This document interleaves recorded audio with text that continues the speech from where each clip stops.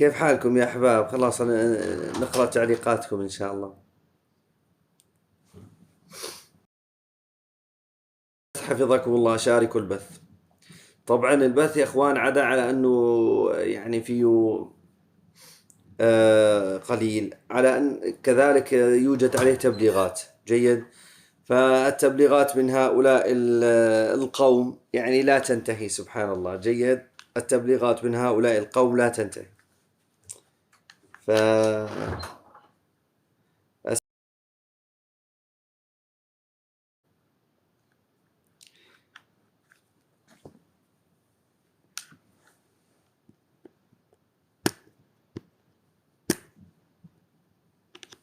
طيب نضع الشاحن بس.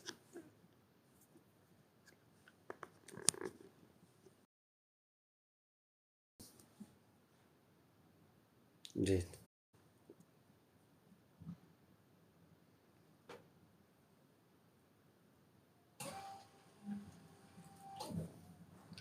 طيب شيخنا ما تحط لنا مقطع صورة شغلت.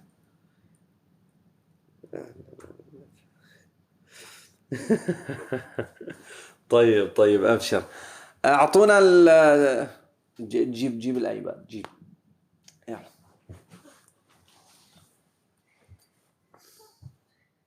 أحبك بالله شيخ. أسأل الله أن يعزك ومحبك الله الذي أحببتني لأجله. بارك الله فيكم وأحسن الله إليكم يا حبيبي. السلام عليكم. أهلا وسهلا. وعليكم السلام. يا أهلين بشير. حياك الله. كيف حالك؟ الحمد لله بخير. الحمد لله. تفضل يا كرار. تعرف الإمام بوسي؟ كيف؟ الإمام بوسي. ايه الإمام بوسي تعرفه؟ الإمام بوسي. يا بوسي. أبو معاذ لعب بيهم لعب هذا الاسم. والله الإمام بوسي. طيب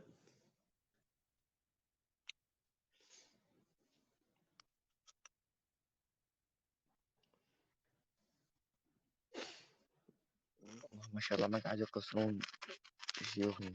كبس ورا كبس. نعم. بس شيوخنا السنة ما قصروا. كبس الشيعة يطلع الحمد لله. بدعات بهالروايات وينزل ينهزم، يحطوا بهالروايات الحمد وينهزم. لله والله يا حبيبي. الحمد لله. طيب تعالوا نعطيكم هكذا رواية تنبسطوا عليها.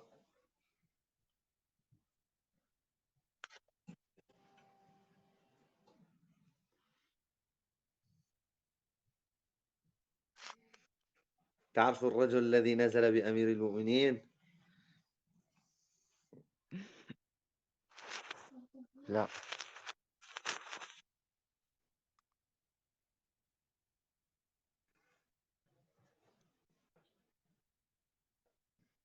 طيب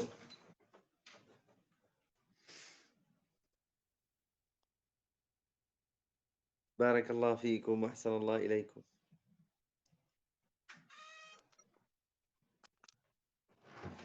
طيب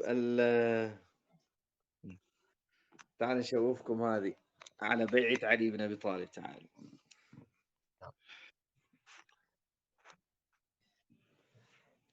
الله الله. بيعة علي بن أبي طالب. هنا في بيعته يقولون لولا أنه أرغم أنفه بالتراب. جيد. سحل في التراب. أرغم أنفه بالتراب. إيش هذا؟ شوف. ووضع خده في حضيض الأرض. استغفر الله. ووضع خده في حضيض الأرض. جيد. لقتل. ولكنه أخمل نفسه واشتغل بالعبادة والصلاة والنظر في القرآن. إيش هذا؟ وخرج عن صراحة. ذلك وخرج عن ذلك الزي الأول وذلك الشعار ونسي السيف. شوف الآن ونسي السيف، عنده المعصوم لا ينسى. جيد. ونسي السيف وصار كالفاتك. يتوب ويصير سائحا في الأرض، سائحا في الأرض، خلاص انجن الرجل. أو راهبا في الجبال، انجن خلاص، والله انجن هذا. ايه. فلما أطاع القوم الذين ولوا الأمر، لك هون، فلما أطاع القوم الذين ولوا الأمر، هذا علي بن أبي طالب، ايه وش صار؟ وصار أذل لهم من الحذاء. استغفر الله العظيم. هذا عندهم علي بن أبي طالب، هذه بحار الأنوار، كتاب بحار الأنوار لهذا طقيت السكرين. لهذا اللي ما بطيق اسمه أنا، عاجينهم. مجلسي. وقال صفحة 133 139 عفوا، الجزء 29. نعم. جيد. قال لولا أنه أرغم أنفه بالتراب. الآن أمير المؤمنين عندهم علي بن أبي طالب يرغم أنفه بالتراب. أعطونا قلم. لعنه أعطونا قلم. الله. أعطونا قلم. إذن هذا ويش؟ هذا عندهم لولا أنه أرغم أنفه بالتراب ووضع خده في حضيض الأرض. في حضيض الأرض، وضع خده في حضيض الأرض. شوف الذل عندهم، شوف الذل عندهم. حي الله بالإخوة، مرحبا بكم، ما شاء الله. إخواني الطموا على الشاشة وادعموا بثكم، بارك الله فيكم. الطموا على الشاشة. أيوة. فلما أطاع القوم الذين ولوا الأمر، فلما أطاع القوم الذين ولوا الأمر، شوفوا الذي صار، وصار لهم أذل له، وصار أذل لهم من الحذاء. تمام. وصار أذل لهم من الحذاء. هذا إمامهم أذل من الحذاء. صح. إمامهم أذل من الحذاء. صح. قال تركوه وسكتوا عنه. شيء تركوه وسكتوا عنه. الأفلام الهندية ما مثلت هيك. أيوة. هذا لعلامتهم المجلسي بحار الأنوار. جيد. علامتهم المجلسي في بحار الأنوار. السلام عليكم. أهلا وعليكم السلام. حي الله يا عمر. حبيبي وياك عمر من العراق. أهلا عمر. أنت سني لو شيعي يا عمر؟ يعني الاسم هو كافي. كافي الاسم صحيح. كافي. نعم والله كافي. شوف عمر حبيبي. كتاب بيت الأحزان، يا وينا يا ويلا، في ذكر أحوال سيدتي نساء العالمين فاطمة الزهراء عليها السلام. أيوة. للشيخ المحدث الوصير الحاج الشيخ عباس القمي.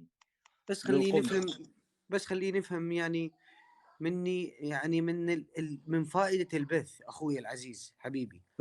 فائدة البث إبطال دين الشيعة، هذا الدين المجوسي. حياك الله حبيبي. أنت منين؟ من سوريا ولا من العراق؟ أيوة أنا من سوريا والعراق وطني.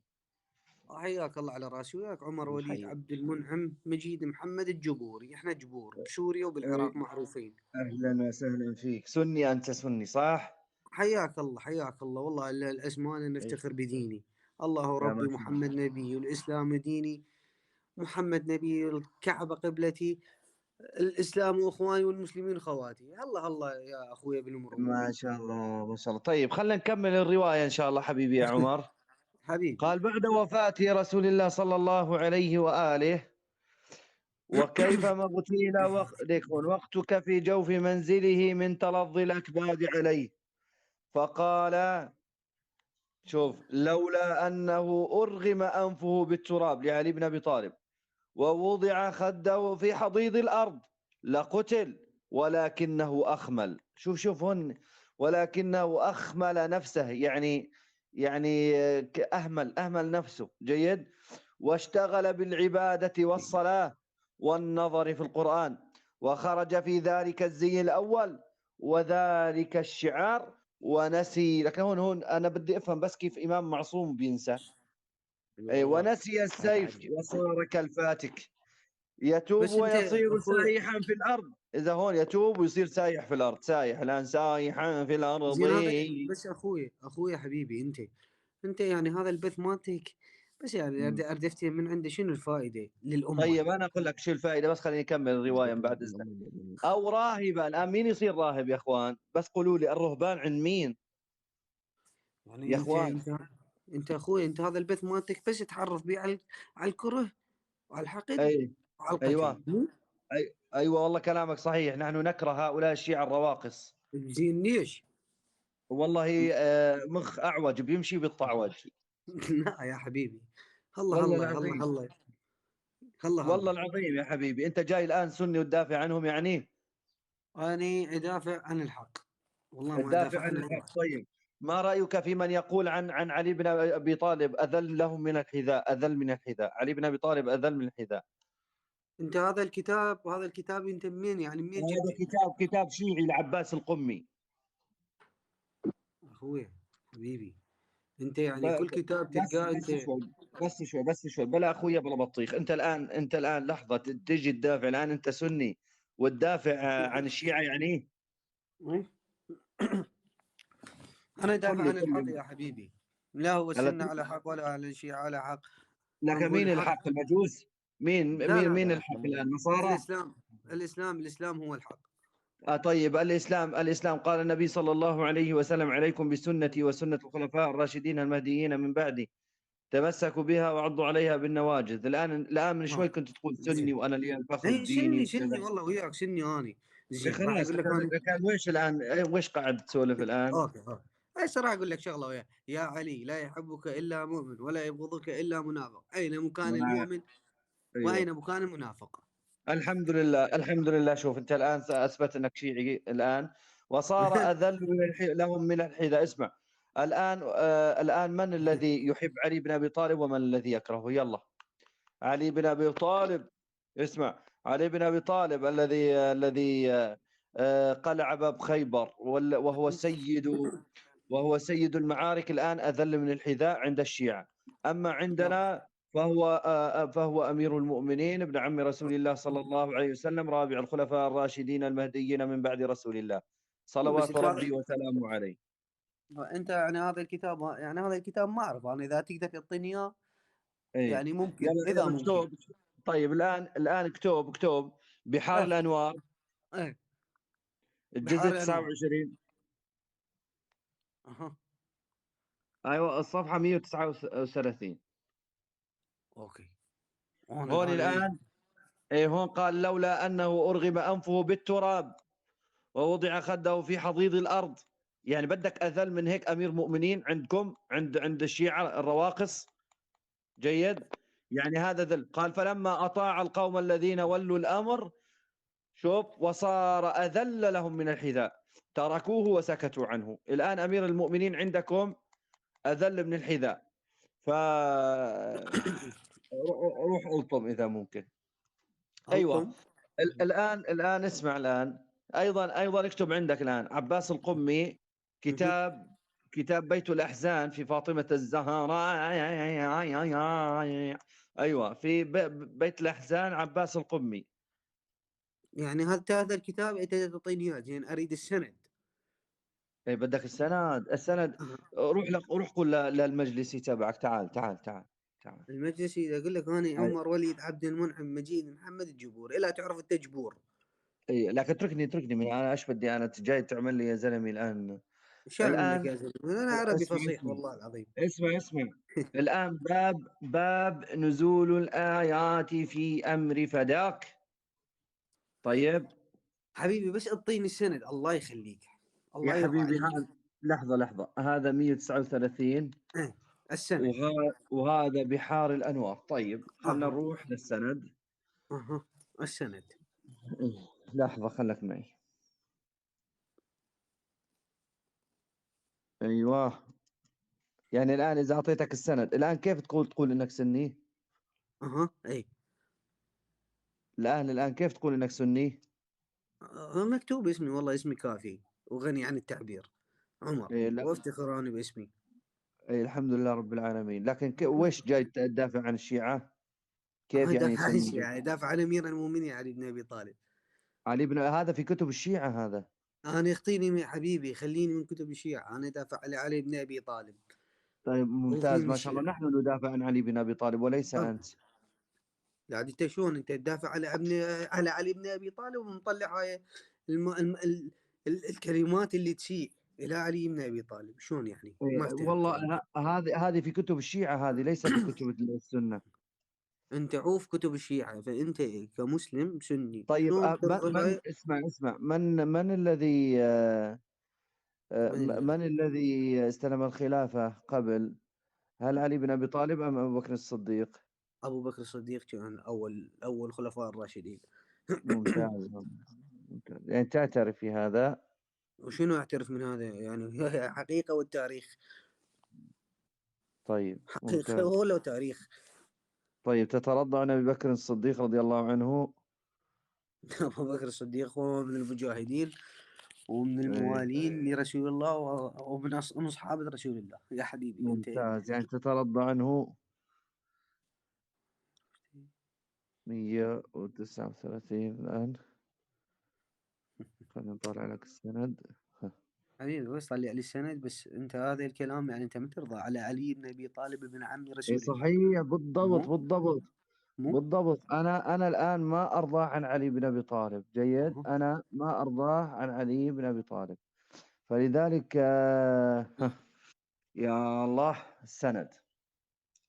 أها وقال ابن ابي حديد في شرحه على نهج البلاغه: سالت أها النقيب ابا جعفر يحيى بن زيد فقلت له اني لاعجب من علي عليه السلام كيف بقي تلك المده. هذا في الصفحه 138 139. شوف، أها المدة الطويلة بعد رسول الله صلى الله عليه وآله، وكيف ما أها اغتيل، شوف، وفتك به في أوف. جوف منزله مع تلظي الأكباد عليه، فقال لولا أنه أرغم أنفه بالتراب ووضع خده في حضيض الأرض لقتل، ولكنه أخمل نفسه واشتغل بالعبادة والصلاة والنظر في القرآن، وخرج عن ذلك الزي الأول وذلك الشعار، ونسي السيف وصار كالفاتك يتوب ويصير سائحا في الأرض أو راهبا في الجبال. فلما أطاع القوم الذين ولوا الأمر وصار أذل لهم من الحذاء. الآن هذا المجلسي الجزء 29 صفحة 139 و138 تجد. ليك عن مين السند. وقال ابن أبي الحديد في شرعه بنجبة: سألت النقيب أبا جعفر يحيى بن زيد. إذا النقيب أبا جعفر عن يحيى بن زيد فقلت له إني لأعجب من علي، وهذا هو السند. ما شاء الله، اللهم صل على محمد فأنت وآل محمد. فأنت يا حبيبي يا شيخي، فأنت هذا الكلام أنت المفروض ما ترضى عليه مم. من علي طيب ابن أبي طالب. ممكن إيه، أنا الآن اسمع. أنا أول ما حبيبي سألتني قلت لك أبطل دين الشيعة، فهذا دين الشيعة، لعنة الله على دين الشيعة الذي يتكلم عن أبي طالب عن علي بن أبي طالب هكذا. جيد. أي. أيوة خلاص، انتهى الأمر عندك. أنا هذا الأمر يعني ما أعرف، ما أدري أشوف، أرد أشوف طيب يعني كرار، خلنا نطالع، بارك الله فيك، خلنا نطالع، بارك الله فيك، شكرا لك. حبيبي مع السلامة، يلا يلا الله يبارك. أهلا وسهلا، أهلا يلا وسهلا. أنا بس يعني مجرد إيه ما في مشكلة، كرار جزاك الله خيرا، خلنا نطالع، بارك الله فيك. صورتك يا شيخ الآن أظهرها. الآن أظهرها لكم. كيف حالك أخي؟ أهلا وسهلا ومرحبا. أهلا. في شنو هاي الرواية طلعتها؟ هذه أول شيء نتعرف فيك قبل الرواية. أنا حسين الرافضي. يا حسين الرافضي، هذه رواية في بحار الأنوار ورواية في بيت الأحزان. خلاص ارميها، اضربها في عرض الحائط خلاص. اضربها في عرض خلاص، يعني على كيف أمك أنت، يعني إنه كيف أم كس الشيعة امك انت القمي يا اخي الآن. القحبه، كس امك، كس سخط ابو عمر، كس سخط ابو بكر، كس سخط عائشة.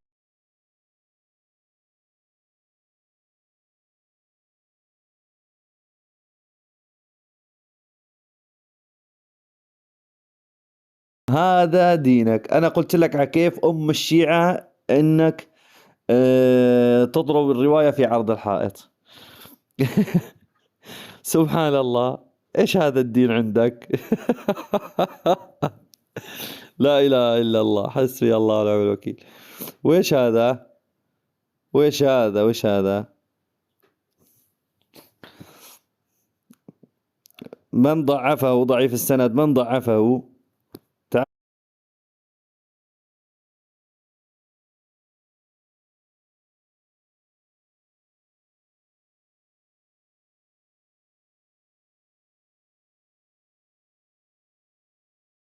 في الحوذات، تربية الحوذات لا نريدها، معلش ما في مشكلة.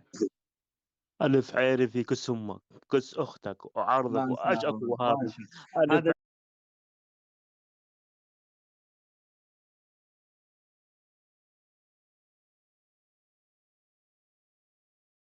أنا أسوي لك هذا دين الشيعة عندكم، أبطلنا دين الشيعة، ما عندكم حجة، تطلع وتحشكوا. خلاص الطموا هدوا، اشربوا ليمون. أيوة أيوة أيوة، اشربوا ليمون، هدوا واشربوا ليمون، هدوا. هذا دين الشيعة.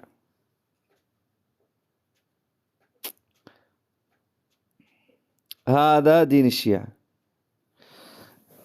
تعالوا خذوا هذه الرواية، تعالوا خذوا هذه الرواية.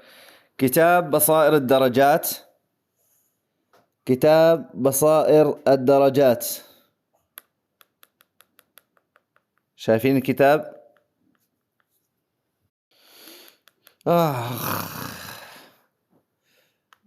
الباب في الأئمة عليهم السلام أنهم المتوسمون في الأرض. جيب 397. تعال نشوف هل الأئمة المتوسمين في الأرض، الأئمة المتوسمين في الأرض هنا يقول، شوف أن أمير المؤمنين غضب أمير المؤمنين فنظر إليها. شوف أول شيء خلينا نعطيكم الرواية. جيد، خلينا نعطيكم الرواية الأولى. أن أمير المؤمنين جالس في مسجد الكوفة وقد احتبى بسيفه وألقى ترسه خلف ظهره، إذ أتته امرأة تستعدي على زوجها. جيد، فقضى لزوجها عليها فغضبت فقالت والله والله ما هو كما قضيت، والله ما هي ولا قضيتنا عند الله بالمرضية.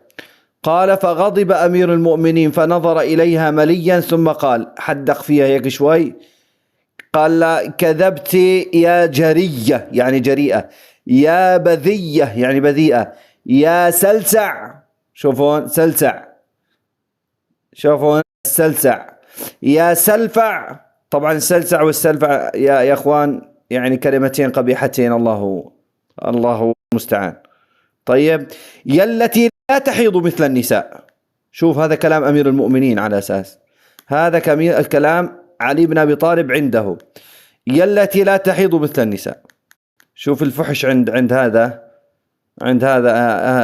امير المؤمنين عندهم الان، عند الشيعة الرواقص، هؤلاء الشيعة الرواقص. جيد، الآن هم من يطعنون في علي بن أبي طالب في كتاب بصائر الدرجات. جيد، طبعا الصفحة 397. جيد، يا سلسع يا سلفع يا التي لا تحيض مثل النساء، أولاد السلاسع والسلافع. أيوة هي كلمة يعني تشوف. طبعا حاشا علي بن أبي طالب رضي الله عنه وأرضاه أن يكون ذلك. شوف حاشا، لكن روحوا قولوا لأئمتكم ومراجعكم ودينكم اللي يطعن في علي بن أبي طالب، وروحوا قولوا لدينكم الذي يطعن في علي بن أبي طالب، اللي طلبت الروايات يا زلمة هلا خيشني على هالشيعة الله المستعان الرواقص، وبلشت طالع من رواياتهم هذه يا رجل الآن سبحان الله. طيب الآن هذه إيش؟ هذه رواياتهم. يلا خلنا نشوف الساعة يا ولي. هون كتاب بحار الظلمات، كتاب بحار الظلمات لهذا للمجلسي. طيب شوف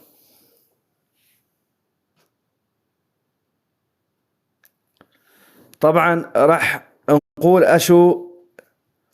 يا اخوان والله انا استحي قسما بالله انا اكون. شوف السلفع والسلقع يعني شو هنين، تعالوا نكبر لكم اياها تعالوا.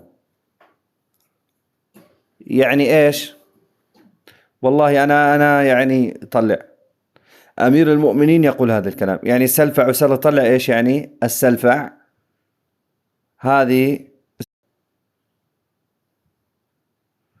انا استحي ان اقول ذلك. تشوفوا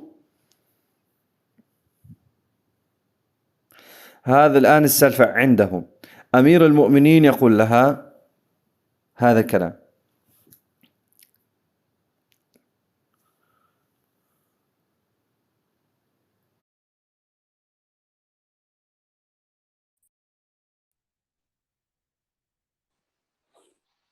السلام عليكم. أهلا وسهلا. أهلا بك. وعليكم السلام، تفضل. أولا أنت تستدل بروايات من الجوجل صح؟ لا سؤالي لك، هذا العدد لا مو من الجوجل. العدمين؟ لا هذا موبايل. هذه من المكاتب، هذه من المكاتب الشيعية عندكم من الكتب. طلع كتبنا، طلع نشوف. كتاب بحار الظلمات عندكم. هذا كتاب بحار الأنوار. هذا كتاب لو جوجل. لا والله هذا اللي بإيدي. شوف هذا اللي بإيدي شرشبيل. لا أريد كتاب. هذا شرشبيل، هذا شرشبيل قاعد نتحاور أنا وياه والله. طيب خوش، إذا أنا جبت لك روايات من صحيح البخاري وهي صحيحة عندكم، هل من الجوجل أريد أجيب كلش نفسك تؤمن بها أم لا؟ اوف كيف لك اذا جبت لي بالرقم والصفحه مثل ما انا عم جيب لك انا، كيف لك ما بدي امن فيه. يلا هاي امامنا. بس الان جاوبني الان، وين هربت جاوبني الان على رواياتك. امير المؤمنين عندكم هذا امير الشيعة. الشيعة ما بعرف مين هذا. اسمع. هذا عندكم الان علي بن ابي طالب فاحش بذيء الان يقول للمرأة يا سلفع. اولا اذا تريد تحتج علي من كتبي لازم كتب امامك نشوفها يشوفونها الناس. يا زلمه انت لحظه تدليس. انت جاييني من تالي. اسمع انت جاييني من تالي الان. يا رجل انت تحب علي بن ابي طالب؟ اي طبعا احب علي بن ابي طالب. طيب اعطيني نسل علي بن ابي طالب الخامس من بعد اذنك، تفضل. يعني شلون قصدك؟ يعني اسمه الكامل يعني نسب علي بن ابي طالب الخامس. يلا تفضل. اي زيد بن عبد المناف بن عامر بن عمر بن زيد بن مغيرة بن كلاب. زيد بن عامر بن زيد بن مغيرة بن كيف هذا؟ مين هذا؟ اولا هسه اذا انت يا زلمه منو هذا؟ مين زيد؟ مين عمر؟ انت ليش مين هذا زيد؟ قفز الارنب لماذا؟ يا زلمه انت اللي عم تتحدث في الكتب، انت اللي عم تتحدث في الكتب، مانك عرفان نسب علي بن ابي طالب. بن ابي طالب اللي قاعد انت تحبه. بس انا مشان اشوفك جهلك. اسمع انا بس مشان اشوفك جهلك انك انت جاهل يعني. الان اسمع انا الان اعطيك مثلا بحار الانوار. طيب انا اعطيك الان الكتاب بحار الانوار الجزء 39 والصفحه 139. يعني ايش بدك اكثر من هيك كتاب؟ اني انا بعطيك في الكتاب والرقم والجزء والصفحه. تقول لي جوجل، اقول لك كتاب تقول لي جوجل. بعطيك الطبعه بعطيك الطبعه. انت شنو هاي مستنسخه؟ بعطيك يجوز انت مش مدريني. روح دور في عند معلمينك وعند مراجعك وقل لهم يا خنازير طالعوا لنا هاي الكتب اللي فيها. قل لهم يا خنازير، اسمع قل لهم يا خنازير طالعوا لنا هذه الكتب اللي تطعنون فيها يا مجوس على علي بن ابي طالب. اذا تريد تحتاج جيب كتب قبال عينك خل تشوفها الناس، وبعدين عود اذا هاي الروايات موجوده انا اقول لك ما يخالف. ومن قال لك قال لك ذول معصومين؟ لا يخطئون. يعني علي بن ابي طالب ما هو معصوم؟ لا اللي مؤلف الكتب من قال لك هم معصومين؟ يعني انت اعلم من فلان. طلع عندي كتب. طلع يلا هسه طلع لي. يلا طلع روايات الشاب الامرد. يلا اكتب. يلا اكتب. يلا ما بقول لك انت جاي من تالي. انا ما انا عارفان جهلك. انا عارفان اذا كنت شجاع شجاع طلع روايات الشاب الامرد. اسمع شوف كتبك. طلع شوف كتبك. هذه كلها كتبك من الجوجل.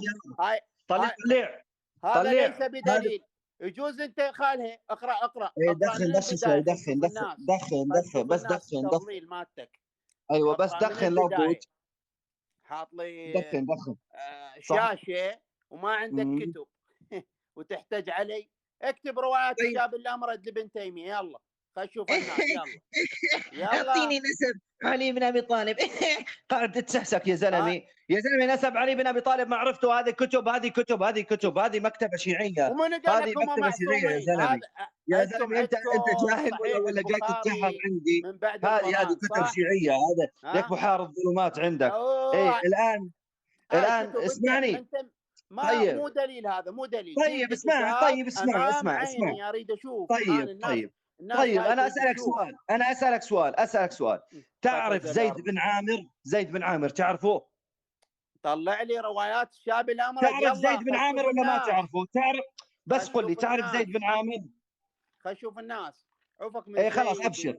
وما اعرف زيد بن عامر تعرفه؟ يلا لا قفز الارنب. ما هي مارده متعودين عليكم. انا متعودين. طيب تمام.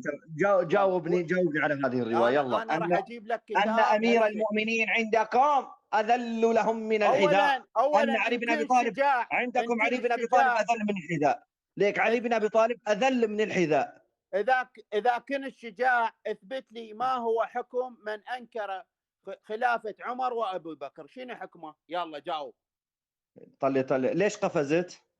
يلا انا مثلك اقفز. صرت مثلك. طفرت. لا مو مثلي انا. هذه بحار الانوار. هذه بحار الانوار. وهذه شوف اذا تريد تستدل بها جيب كتب. خل تشوف الناس. مو تدليس. حاط لي اصفر واحمر وكيفك. اقرا من البدايه نريد هيك. خل نشوف الناس شنو وميلها سند. حدثنا ثاني من اجيب لك روايه اقول لك حدثنا فلان عن فلان عن فلان عن فلان لحد ما تنتهي الروايه. طيب اقول لك شغله بس شوي. اقول لك شغله يا حبيبي. شوف هاي التدليس ما يفيدك. بس اقول لك شغله. اسمع اقول لك شغله. قول. الان سبحان الله انت يعني كل فلسفتك وما عرفت ترد على روايه واحده. كل فلسفتك الان كان فيك انت عند. اسمع. الآن كان فيك سبحان الله تقول لي اعطيني الجزء والصفحة بكل رواية. هكذا هيك المحاور المتعلم اللي يعني هيك فهمان بيقول لي اعطيني الجزء واعطيني الصفحة واعطيني الكتاب. بقول لك كتاب بحار الأنوار الصفحة 139 والجزء 29. من البداية. خلينا نشوف. اقرأنا من البداية. الجزء يلا لا تحط أصفر وأحمر. اقرأنا من البداية. حط لك بس لحظة. روح اتعلم نسب علي بن ابي طالب ودخل ناضج. روح اشرب لك ليمون. يلا قرفع. هذه الليمونيه خليتها بس لكم انتم يا الجهلاء. البدايه. يلا شوف. بالله عليكم يا شعاشيع. بالله عليكم يا شعاشيع يا شيعة. بالله عليكم والله هذه خصيصة لكم بالله عليكم. بالله عليكم لا تطلعوا وتعصبوا، معليش الليمون بيروق، والله بيروق والله.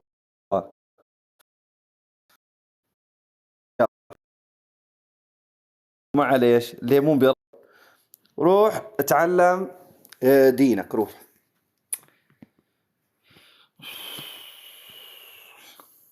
تعلم دينك، روح.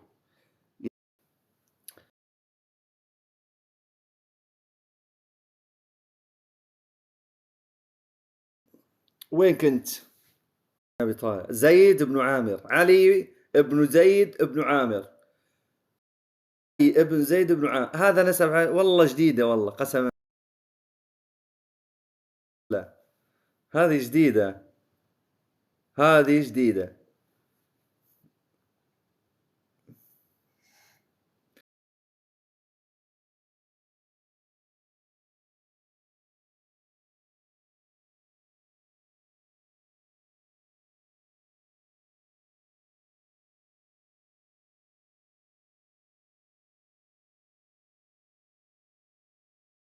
على البث يا أهل السنة، أهل السنة الشعب بلغوا على البث، بلغوا على البث، لا حول ولا قوة إلا بالله. نرجس بلغوا.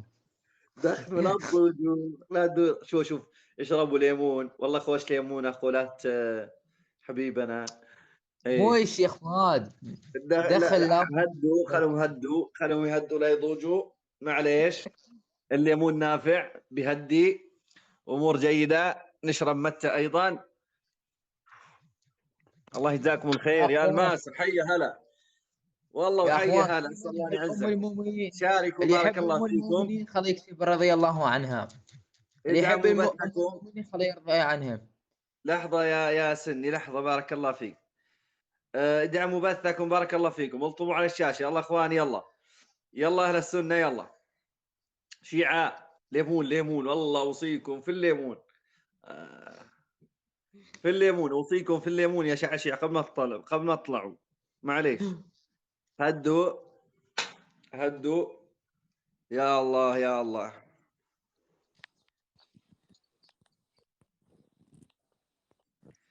تفضل تيك توك، تفضل www.tiktok. تفضل. السلام عليكم. اهلا وسهلا ومرحبا. شلونك يا اخي العزيز؟ والله غير شكل، انا بخير الحمد لله. تفضل تعرف فيك. الله يحفظك ويخليك يا طيب، انا اخوك من الموصل. يا مرحبا فيك، حيا هلا باهل الموصل. الله يديمك ويعزك يا رب. شلونك؟ زين الحمد لله بخير ولله الحمد. الله يحفظك يا طيب، انا اخوك محمد من الموصل. حي الله يا محمد، كيف حالكم؟ الله يديمك ويعزك يا رب. شلونك؟ زين والله غير شكل. تعالوا اعطيكم شغله، تعالوا. نعم. الموصل كل سنه شيخنا، كل سنه الموصل. اي بعرفها، انا بعرف اهل الموصل، اهل الشجاعه يا زلمه، انا اعرفهم يا زلمه كلهم. ونعم من عندك. انتم مين ان شاء الله؟ الاخ مين صعد؟ اخونا السني صعد. السني من العراق، طيب انا اعطيكم الان مرحبا. الان اعطيكم كتاب الاختصاص. اسمعوني اخواني، كتاب نعم. الاختصاص جيد.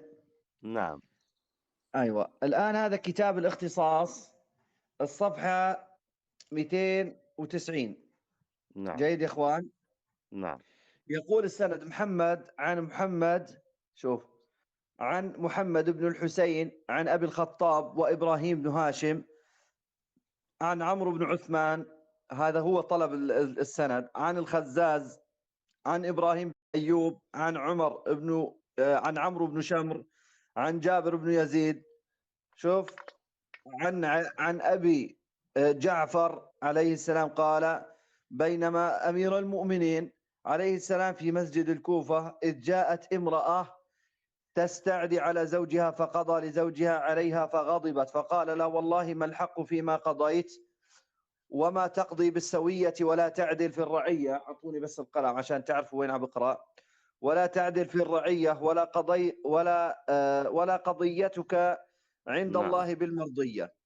فنظر إليها مليا، شوفوا، الآن قال لها كذبت يا جريئة يا بذيئة يا سلفع يا سلقلقية، يا سلفع يا سلقلقية، يا التي لا تحمل من حيث تحمل النساء. يبلغ يا اخوان، يبلغ على البث يا اخوان. طيب ما تصير لهم قال شارة، ما فولت تصير لهم المرأة كل شارة. هاربة مولولة. ويلي ويلي، شوف، لقد هتكت يا ابن أبي طالب سترا كان مستورا. لقد الله هتكت الله. يا ابن أبي طالب سترا كان. الآن هاتك الأعراض، صار هاتك الأعراض. الآن علي بن أبي طالب عندهم في كتبهم، هؤلاء الزنادقة يطعنون في نعم. علي بن أبي طالب في كتبهم.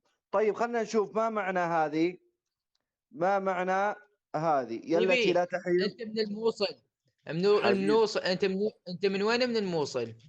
حبيب يا قلبي. سني لحظة بس إذا أمكن. ليك الآن السلقلق، ليك التي لا تحيض من دبورها. يلا اخوي اللي صاعد وياي، اخوي اللي يا صاعد وياي سلقلقية من العراق. من بغداد. أنت من وين من الموصل؟ انا اصلي انا مسقط راسي الموصل، الجانب الايسر. أدري من يا منطقة من الموصل. الغزاليه بشارع مدير الأب.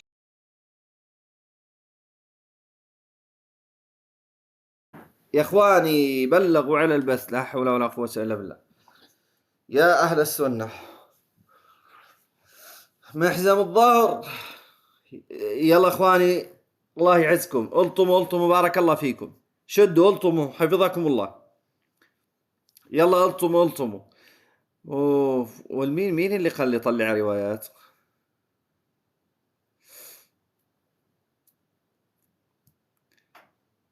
يا مرحبا يا مرحبا، أسأل الله أن يعزكم، أسأل الله أن يعزكم. يا الله يا الله. الآن هذا طعنهم في علي بن أبي طالب، وش بدكم أكثر من هيك؟